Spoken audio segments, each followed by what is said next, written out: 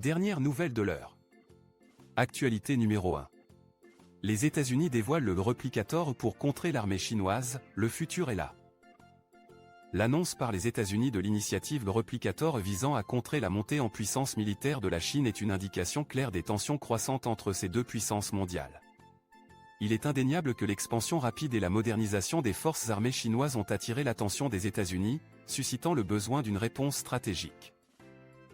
L'idée principale derrière l'initiative Replicator est d'égaliser les chances en exploitant des systèmes autonomes avancés dans différents domaines. Ce faisant, les États-Unis cherchent à contrer l'avantage de la Chine en termes de quantité.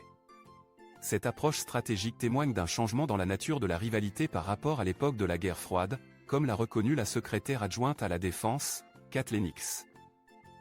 Le concept de systèmes autonomes attritables offre plusieurs avantages. Non seulement ils sont moins chers que les actifs militaires traditionnels, mais ils réduisent également les risques pour les vies humaines.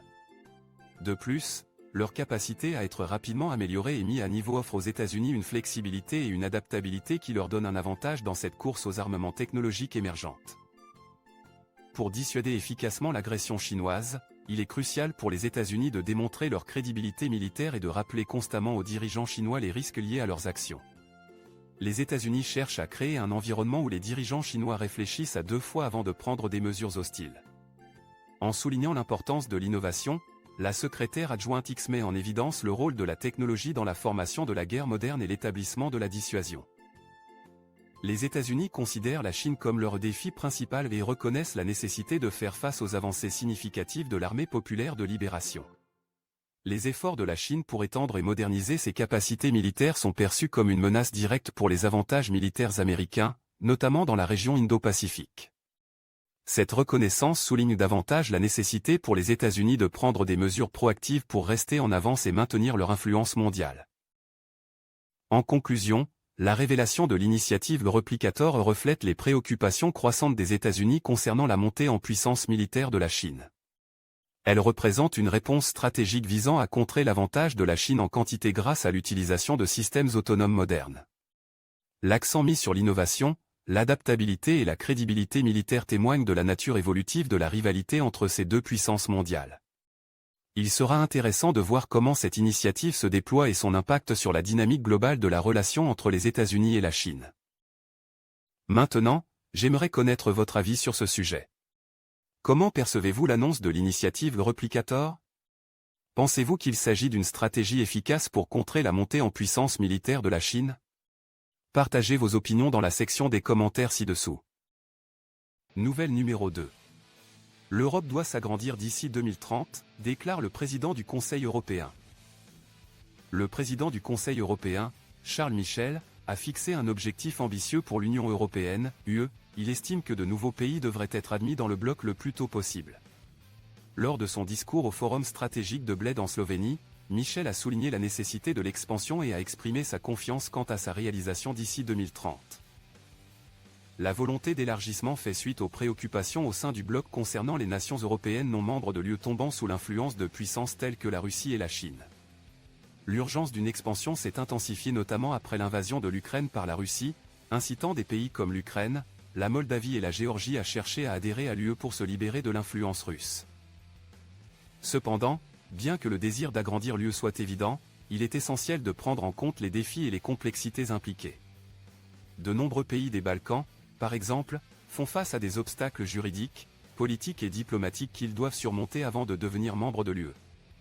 De plus, des pays comme la Serbie et le Kosovo, qui sont en conflit depuis des années, doivent parvenir à une résolution pacifique avant de rejoindre le bloc. Ces exemples illustrent les difficultés liées à l'expansion et soulignent la nécessité d'une planification minutieuse et rigoureuse. De plus, certains États membres de l'UE ont entravé les progrès des candidats non membres de l'UE. La Bulgarie, par exemple, a entravé l'adhésion de la Macédoine du Nord en raison de préoccupations concernant le statut de la langue bulgare dans le pays. La Grèce, quant à elle, a récemment menacé de veto l'adhésion de l'Albanie, invoquant des problèmes liés à la minorité grecque en Albanie. De tels obstacles au sein de l'UE compliquent le processus d'élargissement et soulèvent des questions sur l'efficacité du cadre actuel.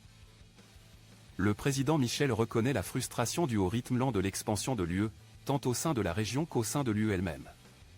Pour maintenir sa crédibilité, l'Europe doit tenir ses promesses et traiter de manière plus efficace les préoccupations des pays candidats.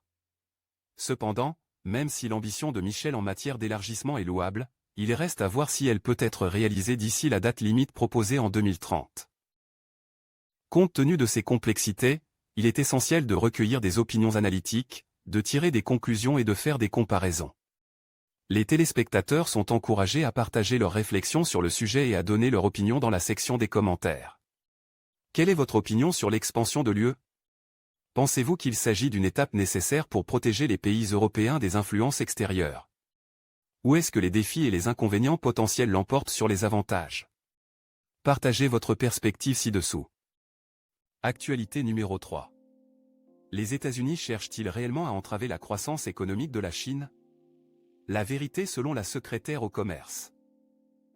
Lors d'une récente visite à Beijing, la secrétaire au commerce, Gina Raimondo, a affirmé que les États-Unis n'ont aucune intention de se désolidariser ou de freiner l'économie chinoise. Au cours de ses rencontres avec des responsables économiques chinois de haut niveau, Raimondo a souligné l'importance de gérer de manière responsable la relation commerciale, en reconnaissant sa signification et son impact mondiaux. Tout en garantissant la sécurité nationale, Raimondo a rassuré les responsables chinois sur le fait que l'objectif est de maintenir la relation commerciale de 700 milliards de dollars entre les deux nations.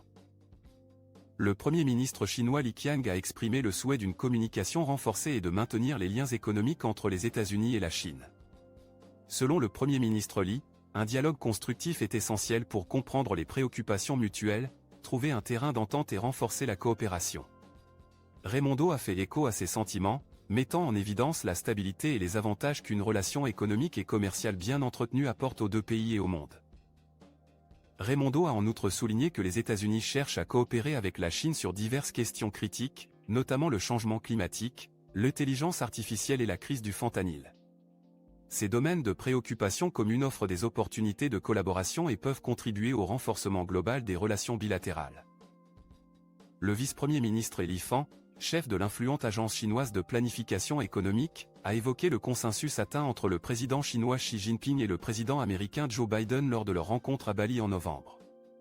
Il a exprimé l'espoir que les États-Unis adopteront des pratiques rationnelles et pratiques basées sur les recommandations des deux dirigeants, en mettant l'accent sur la disposition de la Chine à travailler avec Raimondo.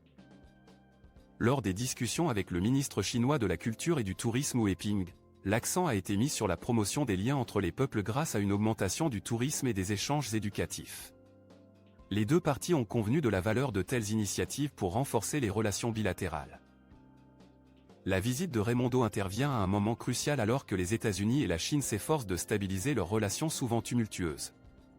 Le ralentissement économique de la Chine, caractérisé par des prévisions de croissance revues à la baisse, des exportations en baisse, un secteur immobilier en difficulté et des inquiétudes financières croissantes, confère une urgence à la nécessité d'un engagement constructif.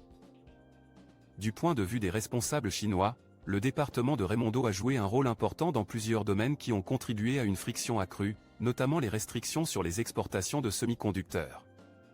La visite représente donc une opportunité de traiter ces préoccupations et de trouver un terrain d'entente.